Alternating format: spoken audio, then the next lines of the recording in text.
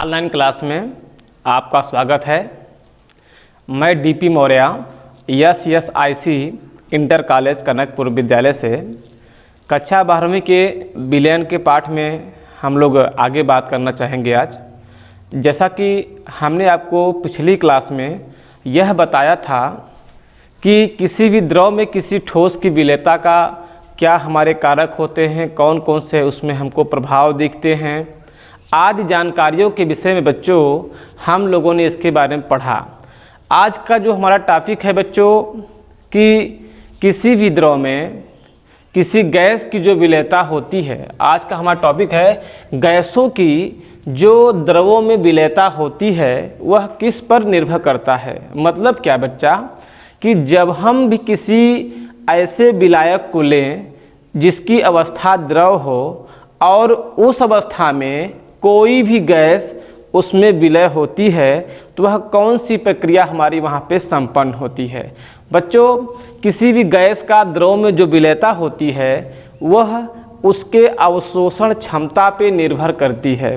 अवशोषण का मतलब क्या होता है कि जब कोई भी द्रव के समक्ष कोई भी गैस उसकी सतह पे आता है तो गैसों को हमारा जो द्रव विलायक है वह अपने अंदर उसको अवशोषित करती है। ठीक है ना।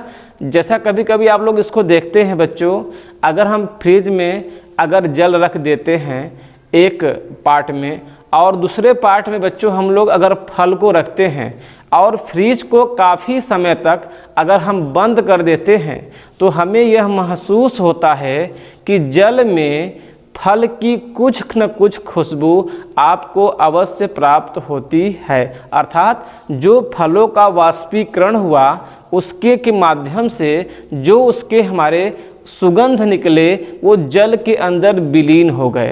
पूरा मतलब कि वहाँ नहीं, लेकिन आपको आभास होता है कि जो भी हमारे फ्रिज में जल के अलावा चीज़ें रखी गई हैं उसकी अगर कुछ खुशबू होगी तो जल के अंदर भी आपको वह महसूस होता है। लेकिन यह बेटा किसी भी गैस की किसी द्रव में जो विलेयता होती है वह एक निश्चित सीमा तक होती है, एक निश्चित सीमा तक होती है, एक निश्चित पैमाने तक होती है। मतलब कहने का मतलब किसी गैस के प्रति मोल जो होते हैं, प्रति मोल उसके 1 लीटर आयतन के ऊपर निर्भर करते हैं। लेकिन बच्चों वहाँ पे एक बात और होती है कि तापमान हमारा निश्चित हो और वहाँ का वायुमंडलीय दाब 1 के बराबर होना चाहिए। तो इसी से संबंधी हमारे और भी बातें हम करेंगे कि कोई भी गैस किसी द्रव में अधिकतम विलय कब होता है तो यह उसका एक पैमाना होता है, उसका अवशोषण गुणांक। बच्चों ध्यान देना बेटा कि किसी भी द्रव में किसी भी गैस का जो विलय होने की कंडीशन होती है वह उस गैस के अवशोषण गुणांक पर निर्भर करता है। जिस गैस का अवशोषण गुणांक, ध्यान देना बच्चों कि जिस गैस की अवशोषण गुणांक सबसे ज़्यादा होगा वह किसी भी द्रव में उसकी विलेयता सबसे अधिकतम होती है। हमारी बात को समझने का प्रयास कीजिएगा कि किसी भी द्रव में कोई भी गैस अधिक घुलनशील तभी हो सकती है जब उसका अवशोषण गुणांक का मान सबसे ज़्यादा होगा। अभी मैंने कहा ना कि गैसों की द्रव में जो विलेयता होती है वह द्रव के द्वारा किसी गैस को अपने अंदर कितना अवशोषित करती है उस पर वह निर्भर करता है और वहीं से हमारा एक शब्द निकल के आया अवशोषण गुणांक। तो जिस गैस की अवशोषण गुणांक हमारा अधिकतम होता है वह हमारा गैस द्रव में अधिक विलीन होता है। तो आइए बच्चों इसी सब के बारे में हमारे लासातेलिए के नियम के अनुसार या तमाम प्रकार के वैज्ञानिकों के माध्यम से इसका व्याख्या की जाएगी, आगे हम लोग बात करेंगे। तो यहाँ देखिए बेटा कि गैसों की द्रव में जो विलेयता है उसको प्रभावित करने वाले हमारे कौन कौन से ऐसे कारक हैं जो उसको प्रभावित करते हैं। तो नंबर 1 बेटा देखिए हमने लिखा है गैस की प्रकृति। मतलब क्या कि जो भी गैस है उसकी प्रकृति कैसा है, वह किस प्रकार का है। ठीक, कैसा उसका प्रकृति का मतलब उसका नेचर कैसा है, उसका किसका अवशोषण गुणांक ज़्यादा होगा। तो यहाँ पे ध्यान देना बच्चों, हमारा जैसे हमारा NH3 है, HCl है, HBr है, SO2 है, कार्बन डाइऑक्साइड है, और N2 है, O2 है और H2 है। तो बच्चों एक चीज़ ध्यान देना कि हमारा जो NH3 होता है, NH3 हमारा किसी भी द्रव में या कहेंगे जल में सबसे ज़्यादा घुलनशील होता है, अमोनिया, ठीक है ना। NH3 सबसे अधिकतम जल में घुलनशील होता है, इसकी विलेयता जल में सबसे ज़्यादा होती है। इसका कारण यह होता है कि इसका अवशोषण गुणांक सबसे ज़्यादा होता है और इसका अवशोषण गुणांक लगभग हमारा 7 पॉइंट कुछ समथिंग के बराबर होता है, ठीक। यह हमारा अवशोषण गुणांक के आधार पर इसकी विलेयता आपको दिखाई गई है, ठीक। जैसा कि मैंने कहा कि कम होते हैं घुलनशील, कौन गैसें जल में कम घुलनशील होंगी, तो आप यही कहेंगे N2, O2 और H2। अगर कोई पूछता है N2, H2 और O2 ये आदि हमारे किसी द्रव में इसकी विलेयता कम क्यों होती है, तो आपका उत्तर यही होगा कि इसका अवशोषण गुणांक सबसे कम होने के कारण यह हमारा द्रव में इसकी विलेयता बहुत ही कम होता है, ठीक। अच्छा, नंबर 2 बेटा हमारा क्या होता है, विलायक की प्रकृति। जो हमारा विलायक है वो किस प्रकृति का है। जैसे हम लोग लेंगे आपका HCl है, यह हमारा जल में अच्छी तरह घुल जाता है, कि मतलब ध्रुवीय गैसीय विलायक आपस में अच्छे घुल जाएंगे, जबकि अध्रुवीय गैसीय विलायक में ये अच्छी तरह से नहीं घुलते। तो डिपेंड ये करता है, जैसे हमारा कार्बन टेट्राक्लोराइड है, कार्बन टेट्राक्लोराइड अध्रुवीय गैसीय विलय होने के कारण यह जल में कम घुलनशील होता है, जबकि HCl या HBr जो होते हैं ये जल में आसानी से घुलते हैं क्योंकि ये अध्रुवीय गैसीय विलय होते हैं, ठीक है बेटा। तो ये हमारा नंबर 2 क्या, विलायक की प्रकृति ध्रुवीय और अध्रुवीय कंडीशन के कारण होता है। ताप का प्रभाव ये भी देखने को प्राप्त होता है।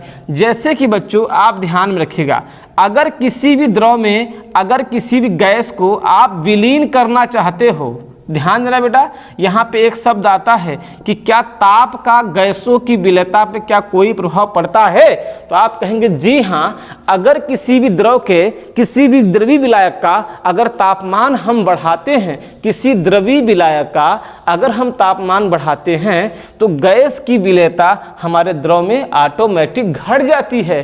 क्यों बेटा ऐसा होता है, क्योंकि अगर हम द्रव विलायक को अगर गर्म करेंगे तो जो गैसीय विलय पदार्थ हमारे हैं वह सतह को छोड़कर कहाँ जाएंगे, ऊपर भागना शुरू कर देंगे, जिसके कारण हमारा उस गैस की विलयता हमारे द्रव में क्या हो जाएगी, घट जाएगी, ठीक है ना।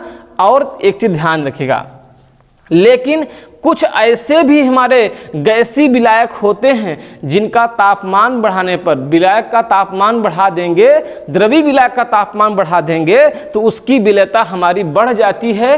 कौन कौन है बेटा हमारा, कहेंगे हाइड्रोजन और हीलियम होते हैं। हाइड्रोजन और हीलियम का अवशोषण गुणांक सबसे कम होने के कारण जब मैं इनको जल में डालता हूं तो ये ऑटोमेटिक उसके तापमान को बढ़ा देते हैं, जिसके कारण हमारे विलायक का तापमान बढ़ाने पर उसकी विलेयता भी हमारी बढ़ जाती है। अन्य गैसों की विलेयता घटेगी, जैसे हमारा NH3 है, HCl है, HBr है, SO2 है, कार्बन डाइऑक्साइड है। इन सब को किसी द्रव विलायक में अगर आप डालते हैं या उसको घोलने का प्रयास करते हैं तो विलायक का तापमान बढ़ाओगे तो उसकी विलेयता हमारी घट जाती है। लेकिन हमारे कुछ ऐसे भी गैसें हैं जिनमें विलायक का तापमान बढ़ाने पर उसकी विलेयता बढ़ जाती है। वो हमारा कौन है बेटा, हाइड्रोजन और हीलियम। बहुत ही महत्वपूर्ण पॉइंट है, इसको आप लोग ध्यान में रखिएगा।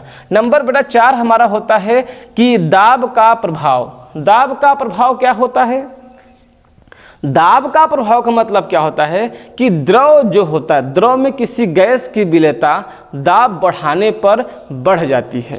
क्यों बेटा, क्योंकि जो गैसें होती हैं वो संपीड्य होने के कारण किसी भी सिस्टम में, मान लो कोई पिस्टन हमारा है, कोई सिलेंडर है, अगर मैं उसमें द्रव भरा हुआ हूं और कोई गैस भी भरा हुआ हूं, अगर मैं उसको आपस में मिलाना चाहता हूं तो अगर आप दाब बढ़ा दोगे तो ऑटोमेटिक उसकी जो विलेयता है हमारी बढ़ जाएगी। तो याद रखना बेटा कि किसी भी ठोस का द्रव में विलेयता दाब बढ़ाने पर घट जाती थी, परंतु किसी भी गैस की विलेयता, किसी भी गैस को अगर द्रव में मिलाना चाहते हो तो उस अवस्था में उसके दाब को बढ़ाओगे तो हमारा गैस द्रव में मिल जाएगा। उसका कारण क्या है? तो आप यही कहेंगे कि गैसें हमारी संपीड्य होने के कारण दाब बढ़ाने पर उसकी द्रव में विलेयता बढ़ जाती है। ये हमारा जो कि आपका रहा आज की, ये जो आपका मैंने बताया कि गैसों की द्रव में विलेयता को प्रभावित करने वाले जो कारक थे, इसको आपने देखा। अब देखिए बच्चों, इसी टॉपिक को किसी भी गैस का जो द्रव में विलेयता होती है उसी के विषय में हेनरी नामक वैज्ञानिक ने क्या कहा कि किसी भी द्रव का, यहाँ पे उन्होंने कहा स्थिर ताप पर किसी गैस की द्रव में जो विलेयता अथवा द्रव अथवा विलेय की सतह पर बढ़ने वाले गैस का जो आंशिक दाब होता है वह उसके समानुपाती होता है। मतलब कि किसी भी गैस की जो मात्रा होगी उसमें विलेय के अंदर विलीन होने पर जो उसका आंशिक दाब होता है वह उसके समानुपाती होता है। अब इस समानुपाती चिन्ह को मैंने हटाकर के का यहाँ पे उपयोग किया। अब देखिए बेटा, और इसी को उन्होंने कहा कि स्थिर ताप पर किसी गैस का जो आंशिक दाब होता है वह उसके मोल अंश अर्थात मोल प्रभाज के भी हमारा अनुक्रमानुपाती या समानुपाती होता है। तो इसके माध्यम से भी कह सकते हैं, मतलब दो परिभाषाएं हमारी हैं। क्या एक परिभाषा बेटा हमारा है, किसी गैस की मात्रा और उसके आंशिक दाब के अनुक्रमानुपाती होता है, और या कहेंगे कि स्थिर ताप पर किसी गैस का जो आंशिक दाब होता है उस गैस के मोल प्रभाज के अनुक्रमानुपाती होता है। तो यहाँ पे दो नियम हमारा आया, जहां हमारा KH को हम लोग कहते हैं हेनरी नियतांक होता है। हेनरी नियतांक जो होता है वह गैस की प्रकृति पर निर्भर करता है, ठीक है ना बेटा। यक्स क्या है बेटा हमारा, जिसको हम लोग कहते हैं मोल प्रभाज या मोल अंश के नाम से जाना जाता है। अब देखिए हेनरी सर के जो नियम का अनुप्रयोग है उसके विषय में भी हम लोग जानकारी प्राप्त करना चाहेंगे। बच्चों, आप लोगों ये जानते हो कि कभी हम ये भी सोचते हैं कि ऑक्सीजन को जब हम ग्रहण करते हैं तो ऑक्सीजन हमारी बॉडी के सभी पार्ट में जाना उसका संभव होना चाहिए।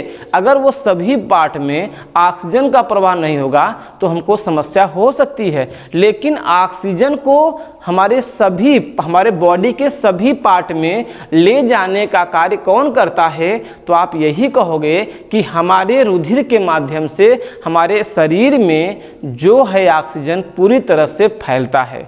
हमारे रुधिर में हम जानते हैं कि हीमोग्लोबिन नामक पदार्थ का पाया जाना होता है, और यही हमारा हीमोग्लोबिन हमारे ऑक्सीजन से क्रिया करके ऑक्सी हीमोग्लोबिन बना करके हमारे पूरे बॉडी में पहुंचाता है।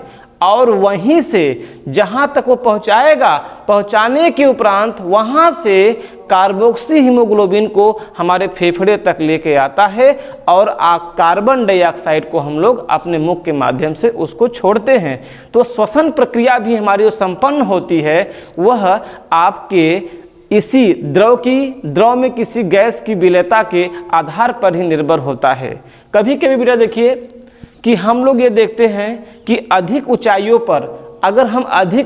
पर अगर जाते हैं तो उस अवस्था में हमारा जो वायुमंडलीय दाब होता है कम होता है, और वायुमंडलीय दाब कम होने के कारण, ध्यान रखिएगा, वहाँ पे वायुमंडलीय दाब हमारा कम होने के कारण वहाँ पे ऑक्सीजन का प्राप्ति हमें कम होती है, और ऑक्सीजन की प्राप्ति हमारा कम होने पर हमारा रक्तचाप जो है बढ़ जाता है।